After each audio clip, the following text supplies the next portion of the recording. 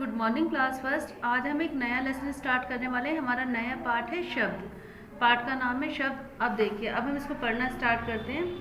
निम्नांकित चित्रों को पहचानिए। नीचे कुछ हमें चित्र दिए, इनको हमें पहचानना है।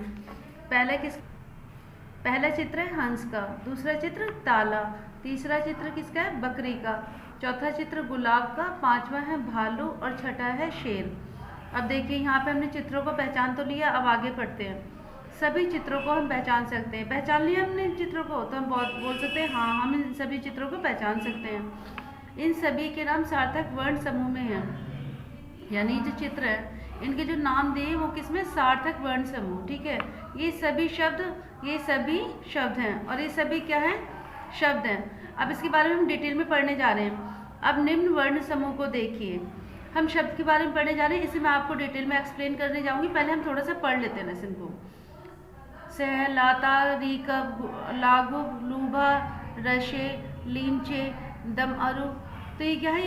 ये शब्द है? नहीं। क्या ये वर्ण समूह भी शब्द है? ये उल्टे सीधे शब्द हमें दे रखे हैं, क्या ये शब्द है? नहीं। तो क्या दिया आंसर? नहीं। ये वर्ण समूह किसी अर्थ को स्पष्ट नहीं करते, अतः ये शब्द नहीं है। अब देखिए, इन्होंने क्या दिया है? इन्होंने पहले हमें चित्र दिए, उनके नाम दिए, हमने पढ़ लिया, हमें समझ भी आ गया। उसके बाद इन्होंने उसको उल्टा सीधा करके लिखा, तो हमसे पूछा क्या शब्द बने? नहीं बने। तो इसका मतलब है वर्णों का ऐसा समूह, यानी वर्णों का ऐसा समूह जिसका कोई अर्थ हो, शब्द कहलाता है। जब हम कुछ वर्णों को मिला रहे हैं, उनको मिला के लिख रहे हैं, तो उससे क्या बनना चाहिए? हमारा कोई मीनिंग निकलना चाहिए, कोई अर्थ निकलना चाहिए, तभी वो शब्द बनता है। तो वर्ण, इसकी परिभाषा है वर्णों का ऐसा समूह जिसका कोई अर्थ हो, शब्द कहलाता है। ये शब्द की परिभाषा है।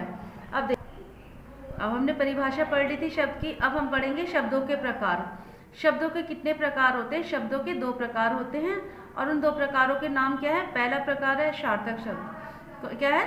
सार्थक शब्द, यानी मीनिंगफुल वर्ड्स, जिनका कोई मतलब होता है। इसकी डेफिनेशन है, इसकी परिभाषा देखिए।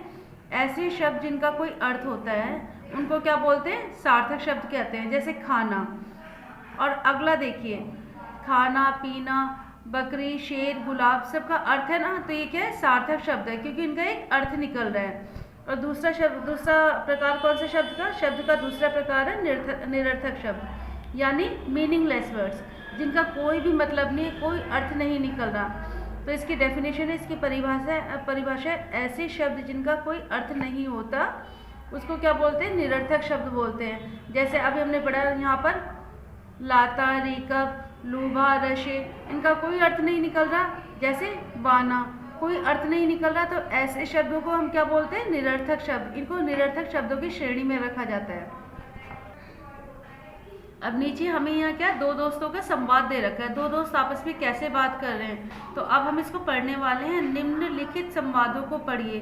जो नीचे जो 2 दोस्त बात कर रहे हैं उनके संवादों को, निम्नलिखित संवादों को पढ़िए। जो नीचे जो 2 दोस्त बात कर रहे हैं उनके संवादों को हमें पढ़ना है। पहला मित्र, चलो कुछ चाय शाय हो जाए। पहले मित्र ने क्या बोला? चलो कुछ चाय शाय हो जाए। दूसरा मित्र, नहीं, मैं घर से ही खाना वाना खाकर चला था। दूसरे मित्र ने क्या कहा? नहीं, मैं घर से ही खाना वाना खाकर चला था। तो पहला मित्र कहता है थोड़ी नमकीन शमकीन ही ले लो। चाय नहीं तो क्या, थोड़ी नमकीन शमकीन ही ले लो। दूसरा मित्र क्या जवाब देता है? धन्यवाद, अभी कुछ भी लेने की इच्छा विच्छा नहीं है। अब इन्होंने क्या किया है? इन संवादों में रंगीन छपे शब्द, जैसे शाय, वाना। अब इन संवादों में रंगीन छपे शब्द, कुछ शब्द रंगीन कर रखे ना, ये कलरफुल है, तो इन रंगीन छपे शब्द जैसे शाय, वाना, शमकीन, विच्छा, ये क्या है? निरर्थक शब्द है, यानी इनका कोई भी अर्थ नहीं निकला। तो ये किसकी श्रेणी में आते हैं? निरर्थक शब्दों की श्रेणी में, जिनका मैंने अभी बताया था ना, जिन शब्दों का कोई भी अर्थ नहीं निकलता, कोई भी मीनिंगफुल मतलब नहीं है, वो मीनिंगलेस है, तो वो किसकी श्रेणी में है? निरर्थक शब्दों की श्रेणी में। ये अर्थपूर्ण शब्दों के साथ प्रयुक्त होने के कारण सार्थक हो उठे हैं। लेकिन इनको किसके साथ हमने प्रयोग किया था? इनको हमने अर्थपूर्ण, जिनका मीनिंग निकल रहा था, उन शब्दों के साथ में प्रयोग किया था। तो इस कारण ये क्या हो चुके? सार्थक हो गए। अब ये सार्थक शब्दों की श्रेणी में आ सकते हैं, क्योंकि अर्थपूर्ण शब्दों के साथ इनका प्रयोग किया गया है। फर्स्ट ये है, हमने निम्नलिखित प्रश्नों के उत्तर लिखो। अब इनके उत्तर आपको किस में मिल जाएंगे? प्रश्नों के उत्तर आपको ग्रुप में मिल जाएंगे। हम अगला प्रश्न करने वाले हैं, सुमेलित करो, यानी मिलान करो, आता है ना हमारा।